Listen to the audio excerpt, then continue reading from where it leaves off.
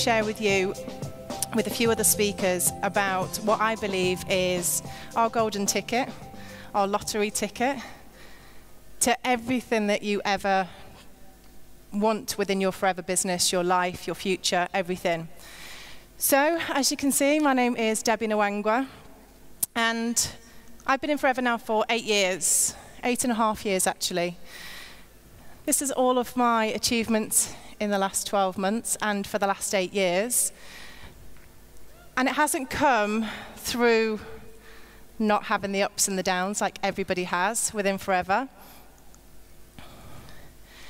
This is me in a nutshell of everything that I do. So I am mum to 3 gorgeous boys. No, I haven't had another child, one of them's the dog. So I have Jaden at the top there, and actually, if you've noticed, Jaden's actually at the back of the room being cameraman today. So he's helping Virgil out as a bit of work experience. So Jaden's 13, Kai at the bottom there is 16, and we have a 3-year-old dog. So they are my world. I also have time, because of Forever, to run my own charity. So I sadly lost a friend 6 years ago now. And 4 of us now run a charity to help other people that are in similar situations with cancer-related illnesses between the ages of 18 and 30. Now, I wouldn't have time to do that if it wasn't for Forever, because I used to work 50, 60 hours a week in my corporate job. So my background before I joined Forever was in the oil and gas industry. I was in that job since my early 20s, absolutely loved it, before the children came along. So when the children came along at the age of 23, quite by surprise, but a lovely surprise, my job wasn't available as part-time. I literally had to drop the boys off from 3 months old for somebody else to look after them. So I felt like I'd literally just given birth and I was handing them over to somebody else, which wasn't great. I missed all their firsts. So weaning, walking. I got the grumpy side of the day when they were tired at 6 o'clock at night and I was racing home on a motorway. So it wasn't ideal, but I didn't have a choice, or I thought I didn't have a choice. So when Forever came into my life in October 2010, the reason why it came into my life, not for the first time, because I'd actually said no 3 times to Forever. I didn't believe in businesses like this. So when I eventually said yes to Ange, wherever she is, hello. The reason I said yes wasn't because I actually thought it was Forever. I just knew that I needed extra money. And the reason for that is because I wanted to privately educate my kids. And I couldn't do that in my day job because it didn't give me enough to even get to the end of the month, let alone pay for private school. So that's why I started Forever. I wanted to earn at least £500 a month. I didn't think it was possible, never thought I'd leave work. And 2.5 years later, I was able to leave my job. Not only that, but I was paying for both boys in private school, and still to this day have done exactly the same thing, is paying for their education since 2010. So in the last 12 months, it's just me and the boys. So I'm a single parent, and it's given me nothing but time. Time to be able to be there for my boys when they've needed me the most, and they've needed me the most.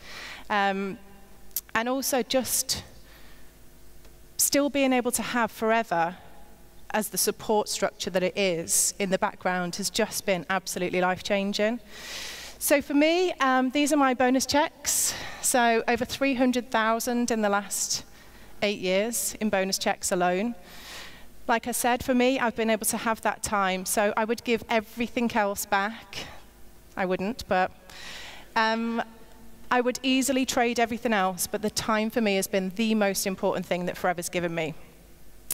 And again, I would not have been able to have a full-time job in the last 12 months, and I can guarantee you that. With everything that I've needed to do, I would not have been able to have a job without them firing me because I'd had so much time off. So it's my pleasure to take you through what I believe is the golden ticket within Forever, and that is the Who Do You Know list. Now, it's a common knowledge that we all know at least 300 people.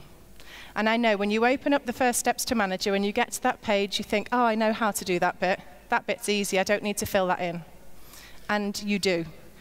You definitely, definitely do. Because the reason, and I don't know who said this phrase originally, I think it might have been Natalie Valenti actually, is about digging your well before you're thirsty. And that's really struck a chord with me, that saying, because you never know what's around the corner. And I didn't know what was around the corner 8 years ago in terms of what was going to happen in my life. But because I dug my well early, before I was thirsty and before I needed to take that time out, it was all about the who do you know list. And I'd built for 7 years solidly, some of it around a full-time career and a busy family life. I'd built it for 7 years so that it allowed me to have that time when I needed it. And it all starts here. So when I first joined Forever, I was on Facebook, I was on social media. I think I had about 250 friends. They weren't all friends, they were just mostly acquaintances. I never really posted on social media. But you've got Facebook, you've got LinkedIn, you've got Twitter, you've got Instagram, you've got WhatsApp, you've got your phone. You know, who's still got a phone book with written names in, like your gran used to have? Adam Mace nodding his head. They're really, really important, because those people are probably not in your phone, probably not on your Facebook. Write them down. Because once you write one name down, it'll jog your memory to think of somebody else, either with that same name or in the same network. So don't just think local, don't just think where you live, think nationally, and also think globally. So I always get my team members to write 2 lists, one international, who do you know abroad, and who do you know here in the UK. So this is a timeline, and this is, you know, we've got the memory jogger in the First Steps to Manager, but this is just going to help you really open up your mind, because by opening up your mind, you're going to come across people that you've probably forgotten about throughout your life. So you need to think, where did you go to school? Where do your kids go to school? Where have your kids been to school? University, did you go to university? Some of us didn't. I went straight into work. Did you go to college? What jobs have you had? So I left school and went straight into work. I had no qualifications. I just wanted to earn money and work. And that was what I did. So I started working in telesales for a double glazing company. I wasn't very good at it, but it was money. So I did it.